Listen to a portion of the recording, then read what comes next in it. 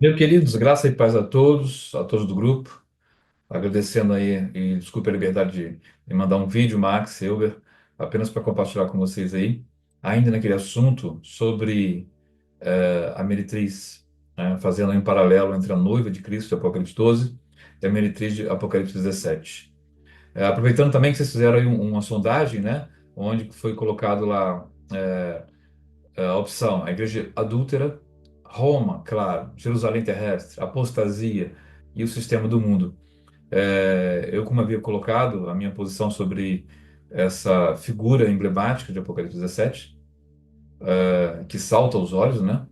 Então, eu acho que é uma das figuras principais do Apocalipse. Inclusive, o Apocalipse já inicia falando sobre as igrejas, né? Historicamente falando e simbolicamente falando também. Eu optei por apostasia. Os irmãos já entenderam o porquê. Eu quero apenas que concluir, tentar ser bem breve, o porquê eu penso assim, tá bom? Tá? Só para concluir porque eu penso, mas também entendo como o mundo, sendo o mundo, como jaz no maligno, uma apostasia que está sempre em constante guerra contra os santos, contra a igreja, com certeza. Agora, sobre a questão da igreja adúltera, foi muito colocado o termo falsa igreja. Não é que eu creio que existe uma falsa igreja, porque só por ser falso já não é igreja, correto? Então, o que eu creio é que a igreja existe o remanescente, o filho varão, que é falado lá depois, em Apocalipse 19, né? Que é de fato o remanescente que é a igreja, ok? Então, os vencedores dela, que é muito citado ali no Apocalipse 2 e 3 sobre as sete igrejas. Então, eu escolhi o termo apostasia, porque de fato a igreja, para mim, parte dela se apostatou. Inclusive, o termo apostasia, né, a meu ver, né, assim, não contrariando, mas não estando totalmente de acordo com alguns teóricos falam, porque as palavras apóstata, meretriz e prostituta, oriundos do grego, respectivamente, se não me engano, é aphisteme, moikalis ou pórnea. A título de informação, por alguns teólogos também, esses termos em gregos têm uma correlação muito maior que imaginávamos, muito maior mesmo. No contexto grego-romano, tanto nos textos literários quanto religiosos, o termo meretriz ou prostituta poderia ter uma conotação mais ampla que a prática da prostituição em si. Em certas leituras, ele também alude à ideia de traição espiritual ou abandono de um pacto sagrado. No mundo grego-romano e também na Bíblia, o termo apostatar significa abandonar uma crença ou renegar um compromisso, está no dicionário, né? E é algo muito sério, tá? Especialmente quando falando de religião e espiritualidade. Naquela época, em Roma, apostatar era um pouco como quebrar uma fidelidade. A palavra tinha um poder muito grande, né? Algo tão forte como a traição conjugal. Eles tinham isso como muito grave, apostatar. Então, é verdade que para muitos de nós, eu me incluo nisso, essa revelação trazida ao apóstolo João faz todo sentido. Que parte do povo em algum momento se corromperia. Esse desvio geraria um novo corpo, que não seria mais o corpo puro da igreja, mas algo que se misturou com a apostasia e com os valores do mundo. Esses que se corromperiam, apesar de ainda se autodenominarem a Igreja Imaculada de Cristo, acabou se transformando numa grande meretriz, né? Que junto à besta se assenta sobre muitas águas, representando ali povos e nações, assim penso eu, né? Que perseguiam e ainda perseguem a verdadeira igreja. Em Apocalipse 12, 17, temos duas imagens bem contrastantes, vamos dizer assim. Por um lado, vemos uma mulher vestida de sol, que é perseguida por um dragão, e uma besta que vem do mar, e ela foge para o deserto para se proteger. Depois o cenário muda. E é no deserto que aparece o julgamento de uma prostituta vestida de púrpura, que é a prostituta do Apocalipse 17, né, montada numa besta. Mas essa imagem da mulher prostituta montada sobre a besta, certamente trouxe à mente de João uma outra história, o que deixou João bem chocado, né? Vou deixar para contar essa parte mais para o final do vídeo aqui, você tentar ser bem breve, mas adiantando um pouco, envolve o passado de Israel e faz referência a deusa Asherah, ao deus Baal e mesmo a Jezabel, lá que a gente fala no Apocalipse 2, 3, né?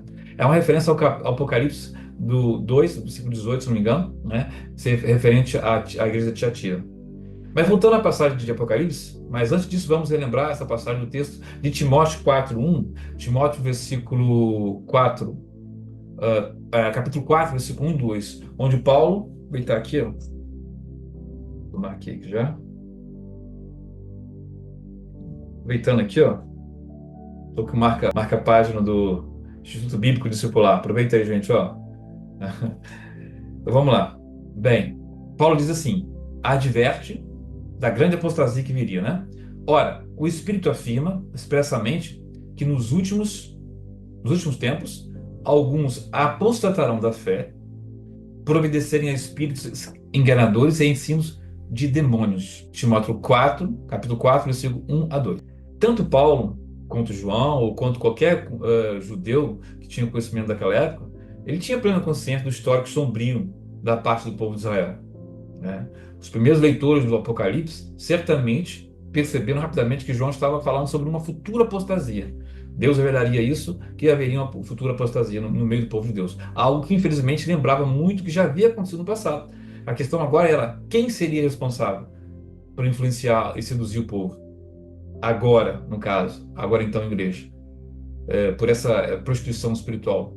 Permite agora fazer uma personagem, trazer para vocês aqui uma personagem bem conhecida, até cultuada por muitos, inclusive por judeus que se desviaram da fé na época, né? A antiga divindade chamada Ashera. Ashera, como raiz na religião cananeia, era uma deusa da fertilidade e tinha uma forte ligação com o mar. Os relatos sobre ela foram transmitidos por povos antigos da Mesopotâmia e mais tarde pelos gregos romanos, que permaneceram o mito, continuaram permanecendo esse mito. E às vezes só mudaram o nome, como por exemplo, Diana dos Efésios, né? Ela é retratada como uma mulher sentada sobre muitas águas, exatamente como a prostituta que João viu em sua visão. Então, quem lia Apocalipse naquela época, e leu o Apocalipse de João, no final do primeiro século, já entendia que João estava se referindo a uma apostasia futura do povo de Deus. Deus assim o revelava. Semelhante aos antigos hebreus que haviam seguido Ashera, alguns deles, né? E as práticas babilônicas, né? Isso se conecta perfeitamente, meus queridos, com a explicação do anjo de Apocalipse 17. O anjo disse o seguinte ao profeta, ao versículo 17 do Apocalipse, ao versículo 15 do Apocalipse 17, ó, vamos lá. As águas que vistes, onde a prostituta está assentada, são multidões, povos, nações e línguas. Bem, eu sei que alguns exegetas não acreditam muito na relação que eu vou fazer, né? Outros acreditam. Ainda faz sentido, pelo menos para mim. É que, ao explicar as 7 cabeças da besta, o anjo dá para João um detalhe curioso, que essas 7 cabeças, que depois eu vou explicar mais detalhadamente, seriam também 7 montes, sobre os quais a mulher está sentada. No versículo 18, e mais, a mulher que viste é a grande cidade que domina sobre os reis da terra, ele disse. Todos sabemos, claro, que a grande cidade que dominava sobre os reis da terra no tempo de João era Roma. Roma era a inimiga do povo de Deus, muitas vezes cognominada Babilônica. Veja essa imagem, vamos ver essa imagem, veja essa imagem comigo. Está vendo aqui? Agora veja essa antiga moeda, esse denário da época de Vespasiano. O que temos aqui? Roma como uma dama sentada tranquilamente sobre esses 7 colinas, ou 7 montes. Como, aliás, ela sempre foi reconhecida, né? A cidade que se assenta sobre 7 colinas. Irmãos, vamos agora reunir essas ideias para entender melhor. João e seus primeiros leitores certamente perceberam que uma grande apostasia estaria por vir. Seria uma espécie de promiscuidade espiritual, em que parte da igreja, eu digo parte, se uniria com Babilônia de sua época. Assim, a igreja e Roma se tornariam uma só. Mas vale lembrar que sempre restou um remanescente fiel. Sempre haverá um remanescente fiel. A igreja, então, transformou uma cidade que domina sobre os reis da terra. Essa união, ainda que questionável, deu a ela grande poder sobre toda a Europa. E esse poder acabou se espalhando para o resto do mundo. Desde o tempo dos leitores de João, e através de suas profecias reveladas por Deus, já era claro que essa união representaria uma aliança entre a igreja e Roma. Queridos, não era por menos que João ficou assombrado com a visão daquela cidade, aquele poder que então perseguia a igreja, e depois grande parte dela se uniria ao então opressor. Em algumas versões, alguns versículos, algumas versões desse versículo, vamos ver o exemplo aqui da Bíblia de Jerusalém. Aqui, a Bíblia de Jerusalém. Ele diz o seguinte: uma passagem aqui que o João fala o seguinte: vi, lá em Apocalipse 17, né? Vi que a mulher estava embriagada do sangue dos santos e do sangue dos mártires de Jesus. E essa visão encheu-me de espanto, né? Essa é uma das versões. As versões aqui de Apocalipse 17, no versículo 6, diz o seguinte: Vi então que a mulher estava embriagada com o sangue dos santos e com o sangue dos testemunhos de Jesus. E vendo-a, fiquei profundamente admirado. Essa admiração de João não era à toa. Ele já sabia, ele já não presenciou, né? Porque João era final do século primeiro, né? Mas ele já sabia do histórico de Israel, né? Da apostasia do povo de Israel, ou da grande parte dele, né? Sabia da contaminação de Jezabel, a contaminação dos deuses como Baal, Asherah e outros mais, Astarote e outros deuses mais, que desviavam o povo de Israel, né? Bem, agora dá para entender um pouco mais, né? Por que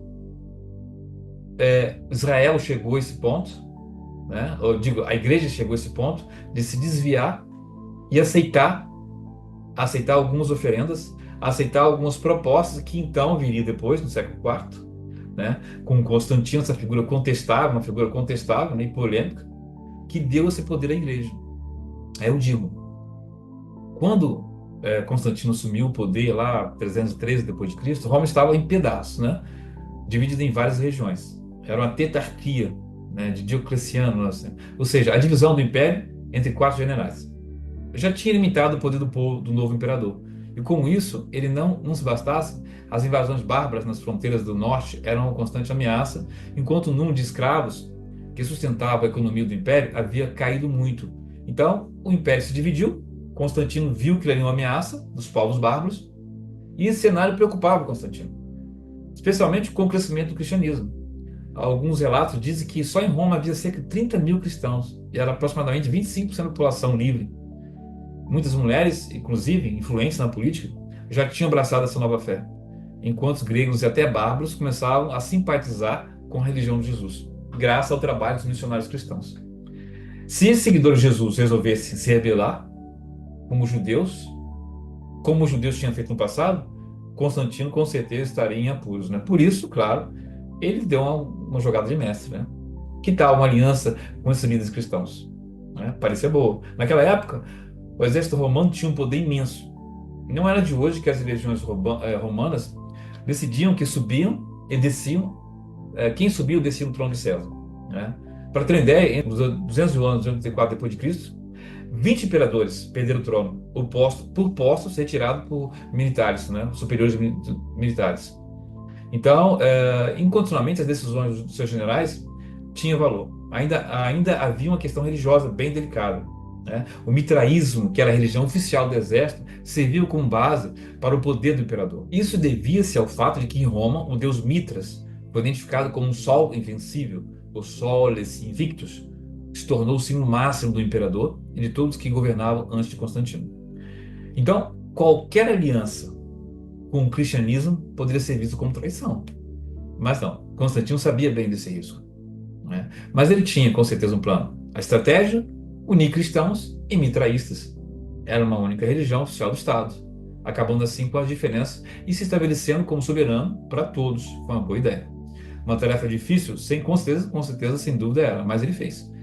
Chamou os generais, os principais políticos do Estado e propôs acabar de vez com a perseguição aos cristãos.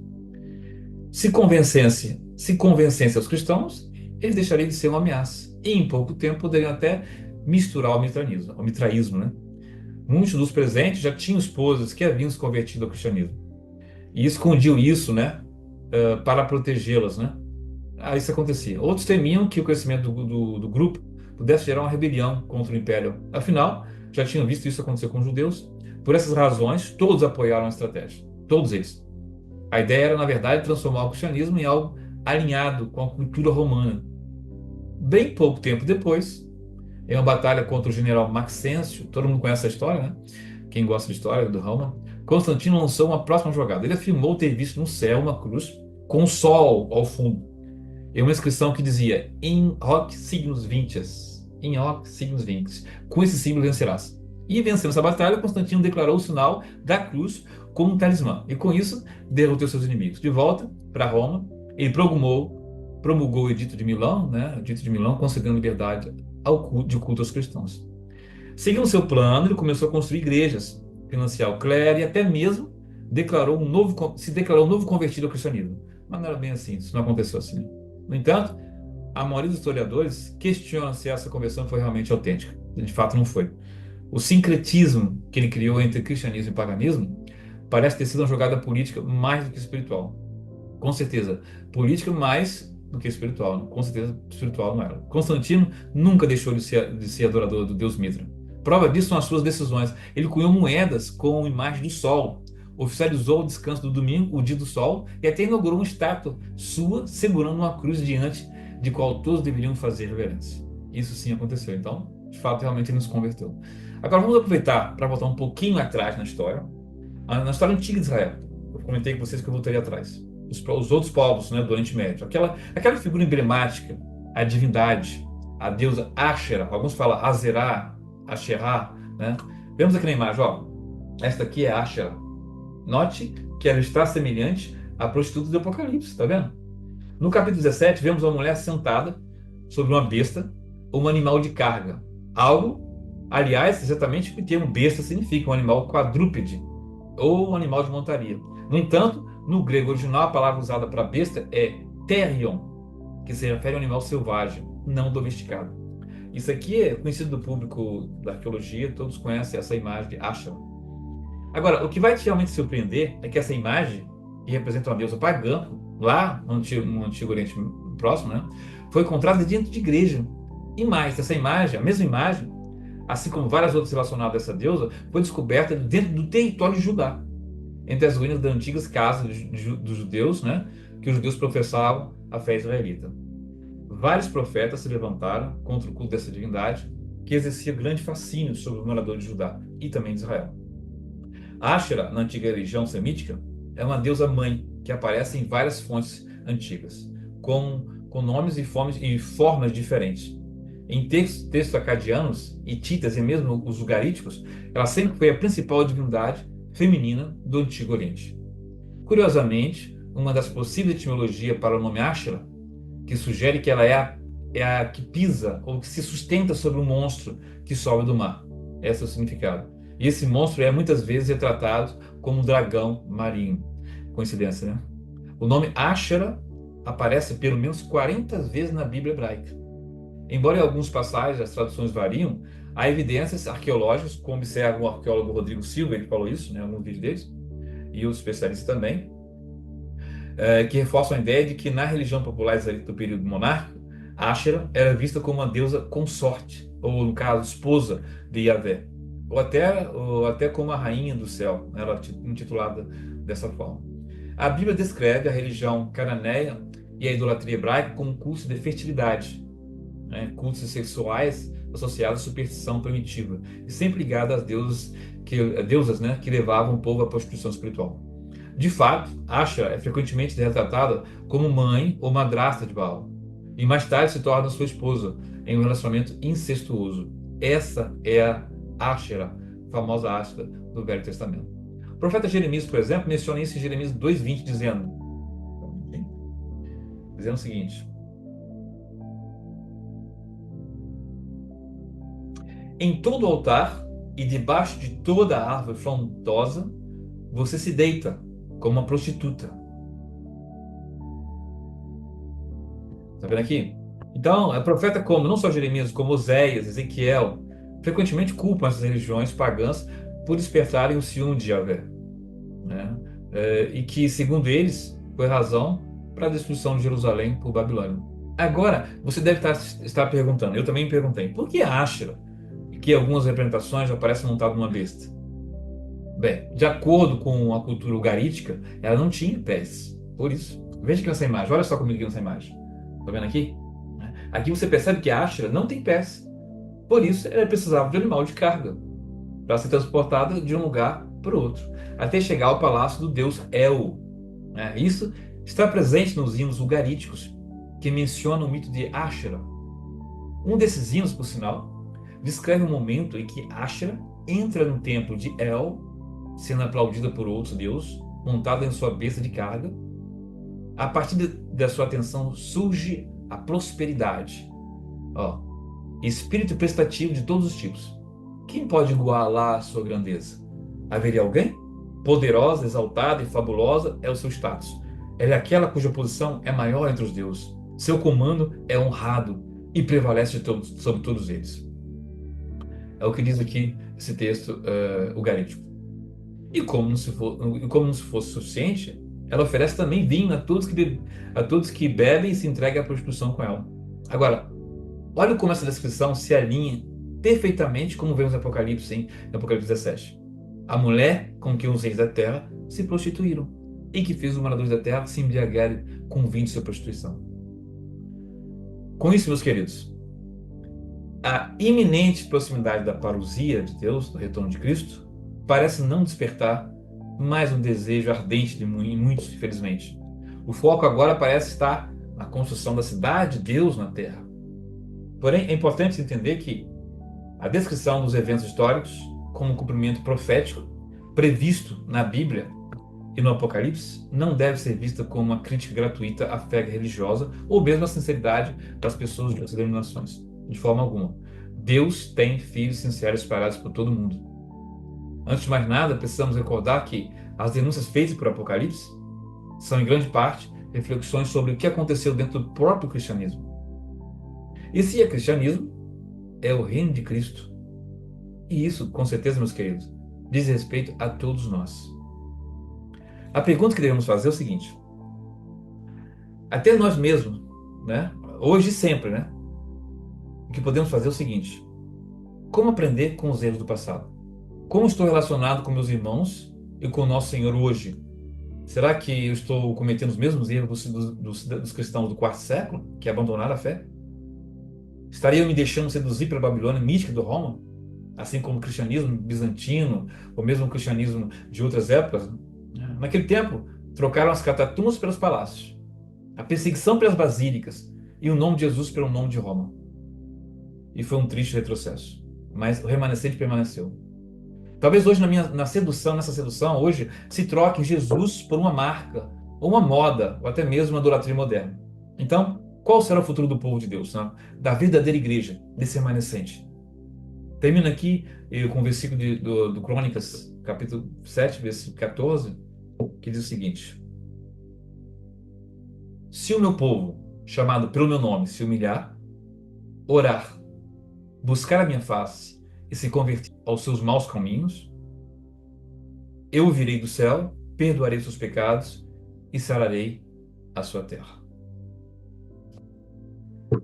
Que Deus abençoe a todos vocês. Essa foi apenas uma palavra referente ao que eu creio e que até hoje aceitei como sendo verdadeiro. E por sinal, eu sei que eu venho falando muito. Não é assim um tema, mesmo que sendo muito polêmico e muito importante, de suma importância, mas é um tema que nos separa, né? Eu creio que, independente das colocações, das exegeses variadas, mas o assunto sim é importante. Ele vem nos trazer uma advertência. Estamos hoje integrantes da Igreja de Cristo ou de uma entidade ou de uma organização que se intitula Igreja? Estamos hoje fazendo parte de um organismo, Corpo de Cristo, ou estamos hoje fazendo parte de uma organização como muitas outras?